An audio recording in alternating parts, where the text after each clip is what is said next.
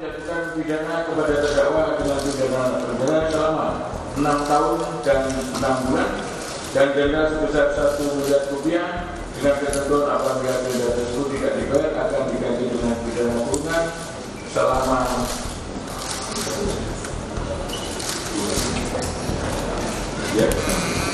selama 6 bulan.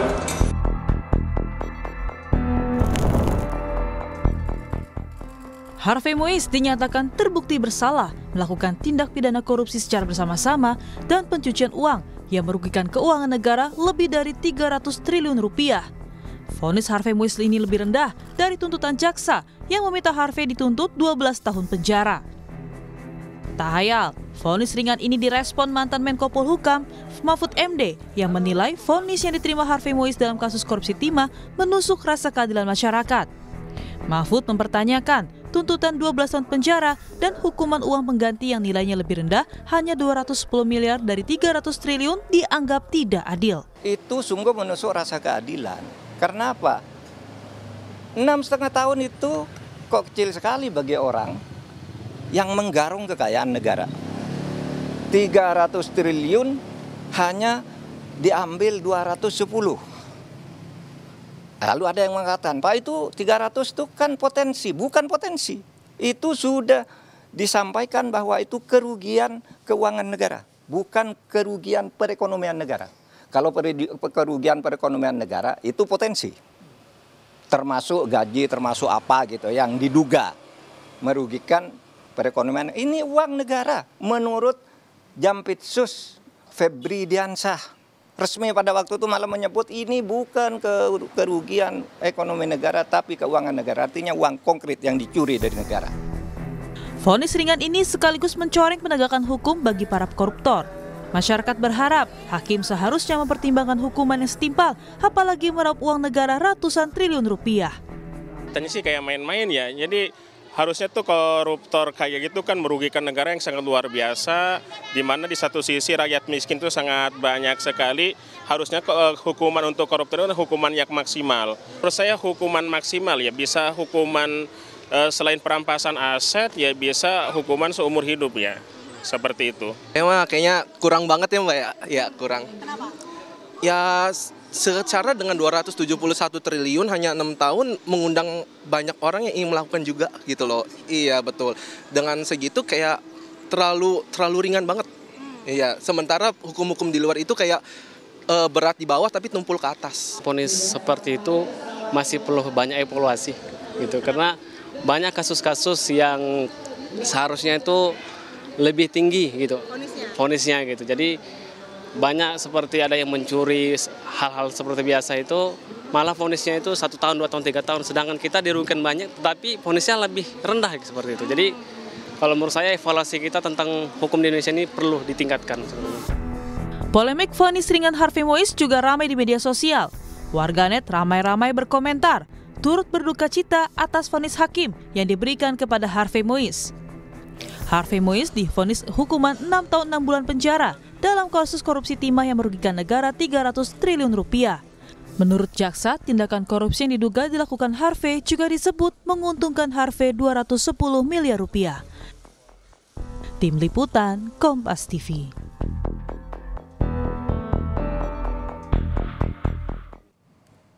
Harvey Moise divonis 6,5 tahun penjara di kasus korupsi timah. Vonis ini terbilang jauh dari tuntutan jaksa, yakni 12 tahun penjara.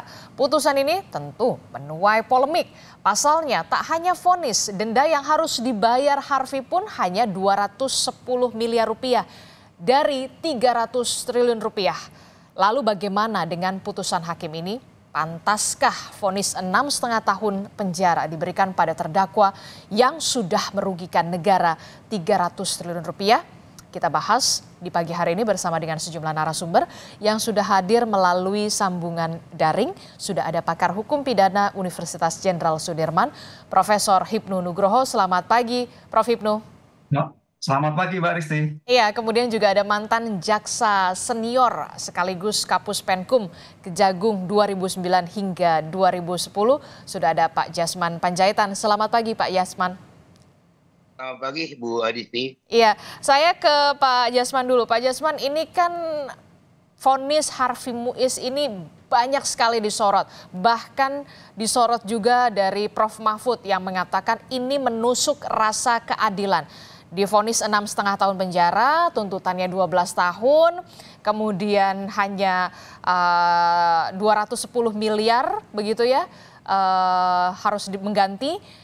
Padahal kemudian kerugian negara adalah 300 triliun rupiah. Adilkah ini?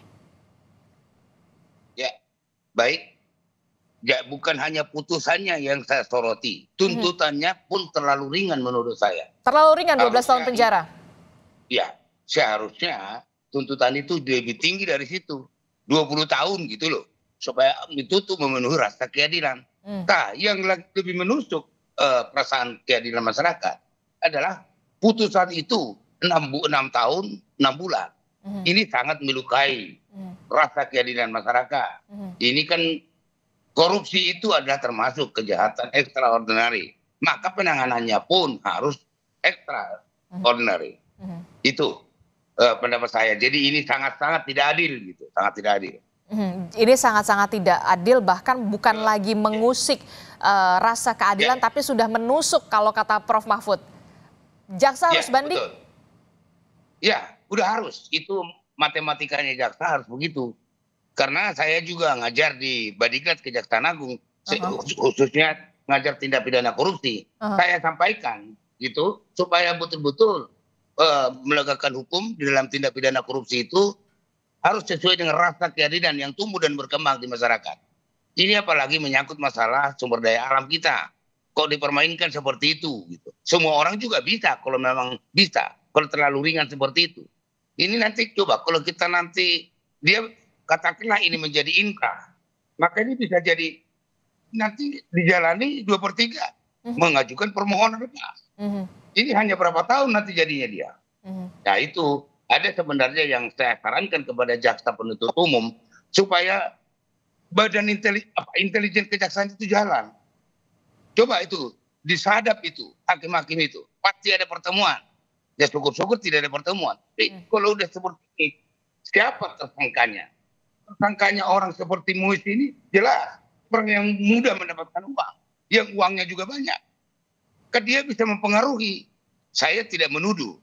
Saya menghargai putusan hakim. Namun hakim juga harus menyadari bahwa bahwa putusan itu harus bersifat adil dan baik untuk masyarakat. Begitu Mbak Adisti. Oke, jadi menurut Anda seharusnya justru juga tuntutan jaksa terlalu ringan dengan 12 tahun penjara, kemudian vonisnya 6 tahun 6 bulan penjara lagi ya. Menurut Anda tadi Anda menyebutkan 20 tahun penjara seharusnya tuntutannya begitu ya. Kalau sudah 6 tahun 6 bulan penjara ini dipotong remisi, PK dan segala macam, ya jadi apa ya? Tidak memberikan efek jerah dan justru malah memberikan contoh, yang 300 triliun rupiah saja begitu ya, merugikan negara, divonisnya hanya segitu gitu. Ya, betul Mbak, betul Mbak.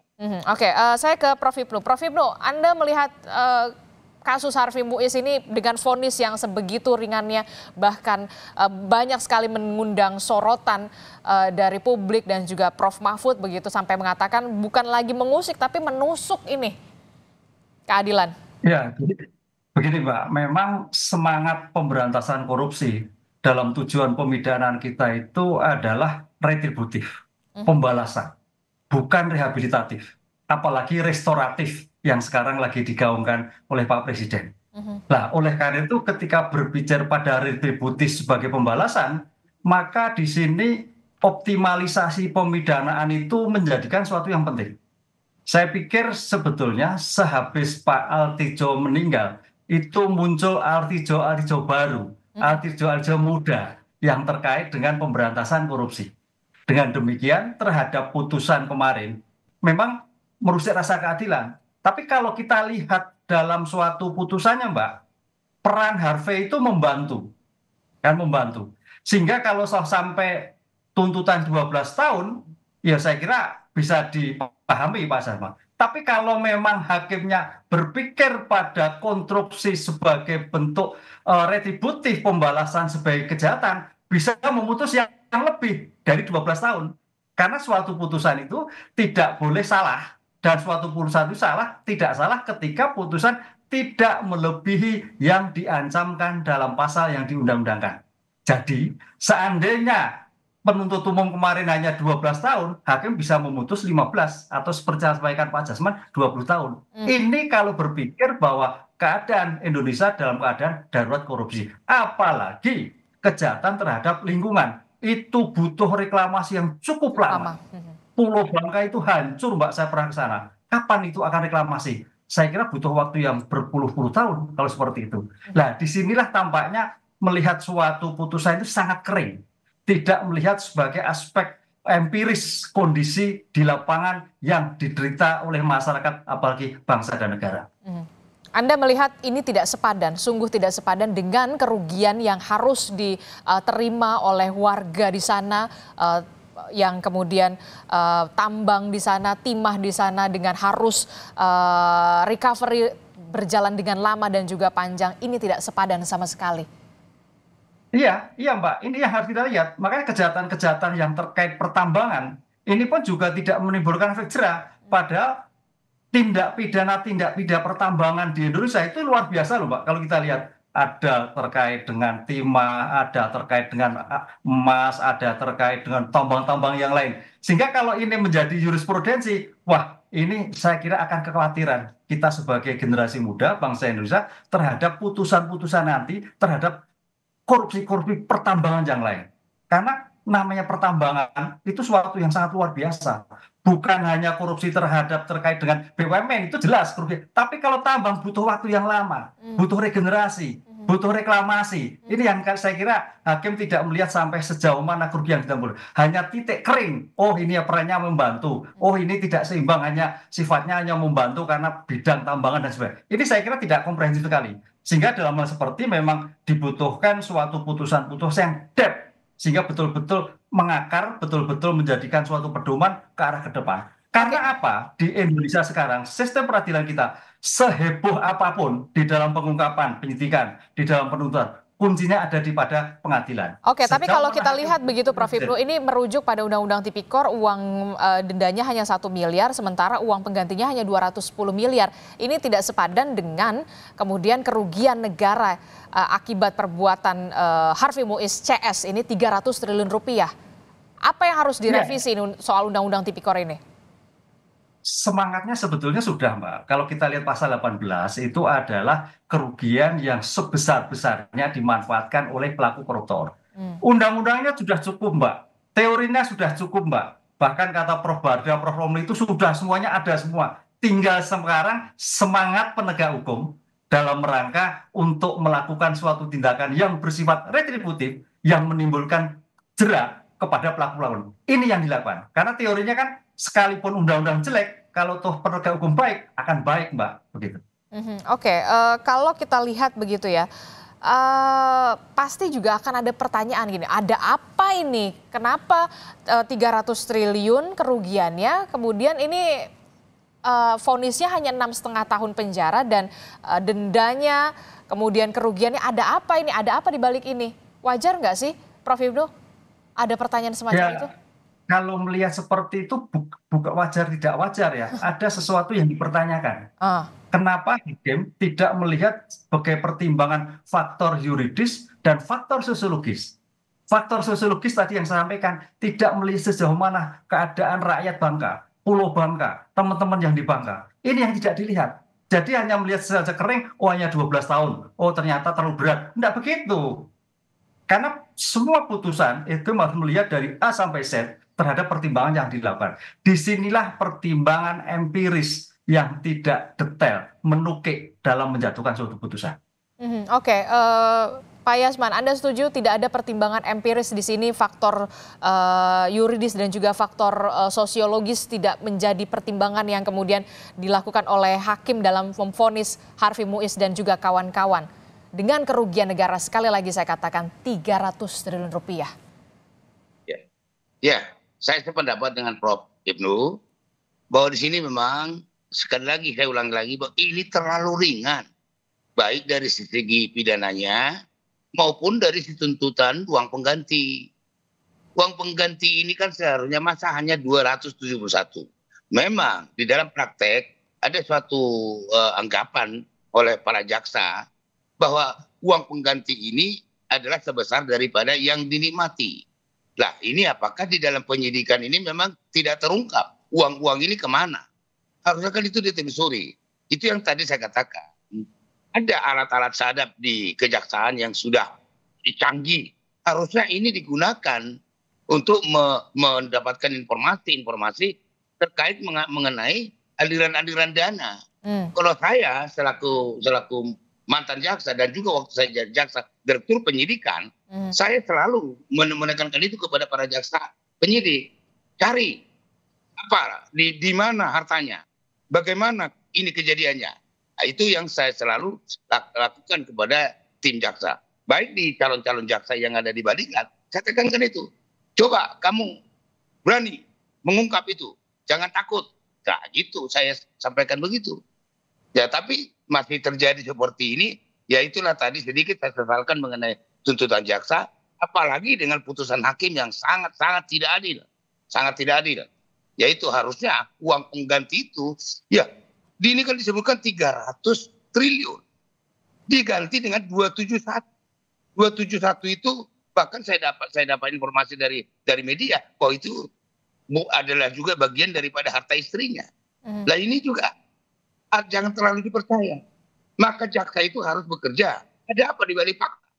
Itu yang harus dikejar oleh jaksa penyidik maupun jaksa penuntut umum di dalam persidangan. Gitu.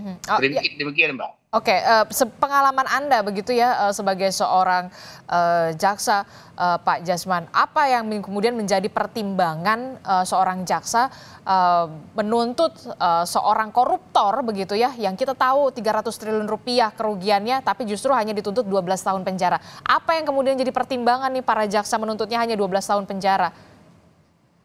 Jadi begini, Pak, ini kasus mengenai tambang ini kan baru 2 tahun terakhir ini. Mulai diusut oleh kejaksaan. Sebelumnya bahwa ini tidak masuk di dalam tindak pidana korupsi, tapi setelah dipertimbangkan, ditinjau dari dikaji bahwa ini bisa berdasar dari dasar Undang-Undang Dasar 45 bahwa ini telah merugikan keuangan negara. Ini baru 2 tahun ini mulai terungkap. Jadi nggak bisa disebutkan apa pertimbangannya. Tapi yang jelas sebenarnya kalau jaksa tegas, jaksa komit bahwa untuk memberantas korupsi, tindak pidana korupsi, apalagi di bidang tambang ini, seharusnya itu diberi perhatian khusus gitu mulai dari sekarang. Jadi permintaan saya, harapan saya, ya jaksa ini wajib hukumnya dia harus banding mengenai putusan ini. Demikian, Mbak. Kalau jaksanya tidak banding gimana, Pak? Jaksanya tidak mau, nggak bisa, itu laporkan itu ke pengawasan gitu loh. Oke. Ya, tapi saya yakin Pak Jaksa Agung dan ini Pak Febri ini juga, ini mantan anak buah saya itu di Picus. Jadi saya yakin dia melakukan itu. Oke, jadi Anda bisa memastikan jaksa pasti akan banding. Kalau tidak banding, pasti akan ada pemeriksaan terhadap jaksa. Ya, betul. Meskipun dia sebutkan pikir-pikir. Sikap pikir-pikir ini memang sengaja biasanya dilakukan oleh jaksa menunggu waktu untuk mempersiapkan proses administrasi dan akta memori banding. Oke, baik. Kalau kita lihat dipastikan jaksa akan mengajukan banding begitu ya. Kalau tidak ada banding justru ini dipertanyakan dan juga harus ada pemeriksaan terhadap jaksa. Nah, kalau hakim sendiri bagaimana Prof. Hipnu Anda melihatnya? Ya, disinilah makanya terhadap jaksa itu saya pernah baca Pak Jasman di surat edaran nomor tahun berapa ya. Ketika putusan dijatuhkan kurang dari separuh tuntutan, jaksa wajib banding. Jadi boleh katakan kalau terhadap ini pasti banding. Karena saya pernah baca ada aturan itu, penelitian di Kejaksaan Agung, tiap-tiap putusan yang kurang dari setengah dari tuntutannya adalah wajib banding. Kemudian gini, Pak. Izin Prof. Ya. Saya sempurnakan untuk tindak pidana umum betul yang Prof. Tapi ini untuk tindak pidana korupsi kurang dari 2/3 Prof. Harusnya kurang dari 2/3 sudah harus banding, wajib ya? Banding, ya. 2 kurang 2/3 harus banding. Oke. Silakan Ya, Prof. gini Ibnu. Mbak. Ya, gini Mbak. Memang sekarang kalau kita melihat sebagai bentuk pemidanaan dalam kajiannya suatu pemberantasan korupsi, sebetulnya ujungnya itu ada di pengadilan. Hmm. Ujungnya di pengadilan. Tadi saya katakan, dalam sistem peradilan kita, dari penyidikan penuntutan, ujungnya di peradilan. Dalam hal seperti ini, kalau memang kemarin tuh hakimnya itu berpikir progresif, melihat aspek empiris, sosiologis di lapangan, hakim bisa memutus lebih yang ditentukan dalam tuntutan jaksa penuntut umum. Misalkan tuntutan 12, bisa 15, bisa 20 tahun. Dengan melihat suatu kondisi. Tapi pertanyaannya enggak kemarin. Justru pertimbangannya, oh ini kasihan, oh terlalu tinggi ya putus tuntutannya. Ini kebalikan sekali. Jadi semangat untuk kaitannya pemberantasan korupsi, semangat deteren, semangat sebagai bentuk asas retributif dalam putusan, kayaknya tidak ada. Jadi pengadilan ada iba terhadap terdakwa. Ini yang saya kira cukup disesalkan ya. Karena apa? Di era sekarang itu namanya korupsi, kita kan darurat korupsi, Mbak. Utangnya banyak, kerugiannya luar biasa. Coba ini kalau kerugian itu bisa dimasukkan, kan bisa untuk kepentingan-kepentingan lain. Nah ini yang saya kira kontraproduktif sekali ketika di tingkat praadjudikasi berupaya semaksimal mungkin untuk mendapatkan kekayaan negara yang hilang, tapi dalam putusannya ternyata tidak sebanding dengan apa yang dilakukan oleh praadjudikasi sama diadjudikasi. Oke, ini yang tidak dalam suatu sistem peradilan pidana. Oke, yang juga kemudian menggelitik publik juga adalah pertimbangan hakim mengapa kemudian memvonis 6,5 tahun penjara kepada Harvey Muiz dan juga denda 210 miliar, uang pengganti 210 miliar dan juga denda 1 miliar, padahal kerugian negara 300 triliun rupiah adalah karena bersikap sopan dan juga punya tanggungan istri dan juga anak. Komentar Anda? Ya, itu suatu hal biasa, namanya sebagai bentuk peradilan. Yang meringankan itu nilai itu sebuah nilai yang umum. Pasti baik, pasti proaktif, tepat waktu dan sebagainya. Tidak ada sebagai suatu nilai lebih sebetulnya. Itu suatu pertimbangan-pertimbangan yang biasa, Mbak. Nah, pertimbangan yang lain itu yang tidak muncul. Sebetulnya kalau kita melihat muncul bagaimana pendekatan yuridisnya, bagaimana pendekatan sistem politik hukum negara dalam pemberantasan korupsi, pendekatan bagaimana kejahatan itu dilakukan, ini sangat menarik. Bukan hanya melihat bagaimana sopan, ada tanggungan, oh semuanya seperti itu. Saya kira bukan suatu pertimbangan yang menjadi nilai itu. Yang menjadi nilai itu bagaimana perbuatan dilakukan, bagaimana dampak perbuatan dilakukan. Itulah yang saya kira menjadikan suatu nilai dari putusan di pengadilan. Jadi perlu nggak nih hakim yang diperiksa oleh Komisi Yudisial? KJ Mbak, KJ saya kira mungkin monitor pasal ini. Apakah dalam lingkup KJ ataukah dalam lingkup Mahkamah Agung? Saya kira itu domain beliau-beliau yang bersangkutan itu. Tapi kalau menurut kacamata Anda, perlukah ada pemeriksaan soal ini? Kalau terhadap putusan, saya kira itu kewenangan hakim. Kita sebagai akademisi hanya melihat sebagai bentuk putusan yang kurang bernas dalam situasi pengungkapan suatu korupsi. Tapi dalam perilaku, lah itu saya kira kita tidak tahu apa yang terjadi di sana. Kalau Pak Jasman? Ya, seharusnya juga KY kan ada untuk meneliti itu. Apakah ada apa di balik fakta? Tadi kan saya sudah katakan itu. Seharusnya KY juga tergelitik gara-gara putusan ini. Ada apa sebenarnya di balik putusan ini? Yakin saya ada sesuatu. Itu yang harus diselidiki. Sesuatu itu harus terungkap. Apakah karena memang suap atau apa segala macam. Harus diungkap itu. Syukur-syukur tidak ada. Syukur-syukur tidak ada. Tapi dari narasi-narasi yang diungkapkan oleh hakim dalam alasan-alasan untuk pertimbangan untuk keadilannya karena masih muda dan baik segala macam, itu tidak masuk akal gitu. Alasan untuk meringankan itu. Jadi harusnya KY karena tergelitik turun harusnya secara otomatis dia meriksa, menanyakan gitu ya. Mengenai putusan hakim seperti ini. Kalau di kejaksaan itu ada bahwa intelijen turun. Kemudian jajaran Pitsus turun. Kemudian pengawasan turun. Itu kalau di kejaksaan. Kalau ada putusan seperti itu, yang ramai di publik pun, kejaksaan itu langsung turun tangan. Panggil jaksa yang bersangkutan. Siapa kamu? Coba, semua kronologis penanganan perkara. Itu kalau di kejaksaan. Oke. Nah, ini harusnya berlaku di KY gitu. Oke. Termasuk juga ini jadi pelajaran juga ya kepada kejaksaan dan juga para jaksa soal tuntutan terhadap kasus-kasus korupsi yang tadi juga Anda sebutkan. Sebenarnya kasus korupsi ini adalah extraordinary, pidana khusus begitu ya, yang seharusnya memang tuntutannya ini memang harusnya benar-benar berat begitu. Jangan sampai kemudian vonisnya kita tahu lebih ringan dari tuntutan jaksa nih, Pak Jasman. Iya betul. Ya, apalagi ini menyangkut masalah sumber daya. Ya, jadi ini pemerintah sudah mencanangkan bahwa ini kan harus kita berdayakan. Sumber daya alam kita ini harus kita berdayakan. Bagaimana kita bisa menjadi hidup nanti mencanangkan yang disebutkan Indonesia Emas? Kalau sumber daya alam kita ini juga dipermainkan seperti ini, ya kan gitu. Itu harusnya semua disadarkan. Masyarakat ini juga harus disadarkan mengenai pentingnya sumber daya alam di Indonesia. Itu salah satu yang kita miliki yang sangat berharga untuk membangun republik ini. Demikian Mbak Listi. Oke, baik. Ini tentu saja menjadi pelajaran untuk kita semua begitu ya. Termasuk juga Prof. Hipnu, apa yang kemudian bisa dipetik dari pelajaran ini?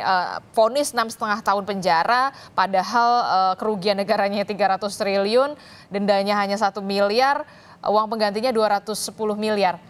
Prof. Hipnu.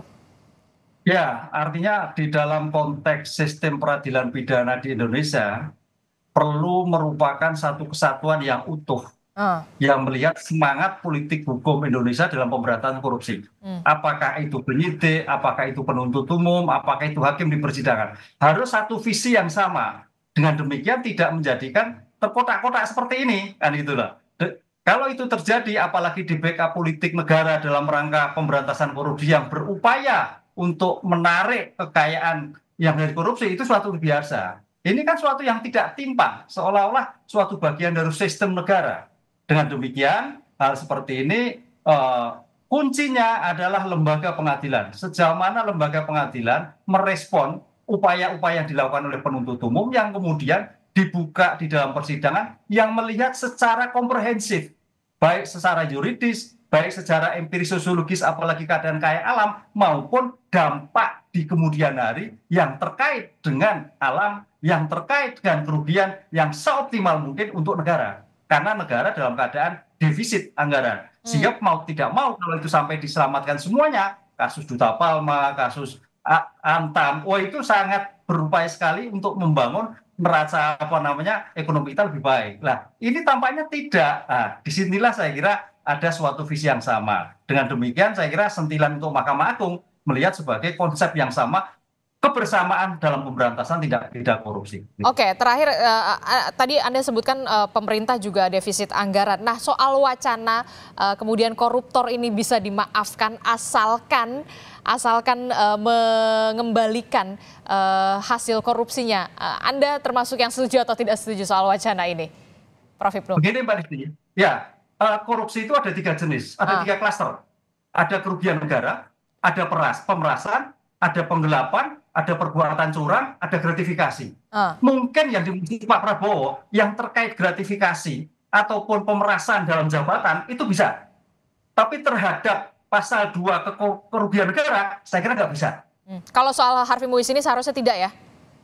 Tidak bisa. Ini yang termasuk tidak bisa. Tapi terhadap kejahatan-kejahatan yang dilakukan oleh pejabat negara kaitannya jabatannya, kaitannya pemerasan yang kita lihat sekarang ini, kaitannya dengan penggelapan, itu bisa. Karena jabatan yang dilakukan oleh yang bersangkutan dan kerugiannya pada institusi yang bersangkutan. Tapi kalau alam ini kan kerugian masyarakat banyak, satu pulau bangga Mbak. Saya kira nggak mungkin, makanya perlu diklasterisasi dari 7 klaster itu kira-kira mana yang bisa dimaafkan, gitu Mbak.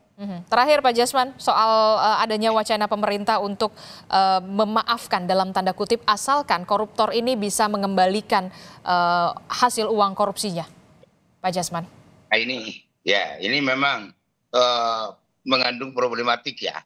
Ini kalau ini benar dari Pak Presiden, ini memang perlu kajian yang lebih mendalam. Oke.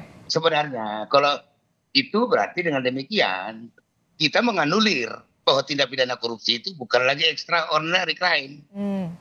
Kalau memang itu nanti bisa dikembali artinya memang salah satu tujuan daripada pemberantasan korupsi adalah untuk mengembalikan kerugian negara. Itu bukan berarti bahwa dengan dikembalikannya kerugian negara, yang bersangkutan itu enak-enak saja gitu. Ya, semua juga nanti akan bisa melakukan itu. Maka tujuan pemidanaan tidak tercapai. Dia mencuri sekarang, kembalikan yang dicuri, ya selesai sudah. Enak banget kita jadi warga negara ini kayak gitu. Semua nanti warga negara melakukan hal yang sama. Jadi tidak ada lagi keadilan gitu. Itu kenapa nggak mungkin kalau kita terapkan di tindak pidana korupsi itu bisa dikembalikan uangnya, selesai pidananya gitu. Ya sama dengan apa, kasih uang habis perkara gitu loh. Oke, karena memang tindakan korupsi itu memang apa ya, bisa dikatakan adalah extraordinary yang seharusnya memang benar-benar diperlukan treatment khusus juga, baik itu tuntutan dan juga vonisnya ya Pak Jasman dan juga Prof. Ibnu. Terima kasih Pak Jasman dan juga Prof. Ibnu telah bergabung bersama kami. Sehat-sehat selalu Bapak-Bapak. Assalamualaikum, selamat pagi.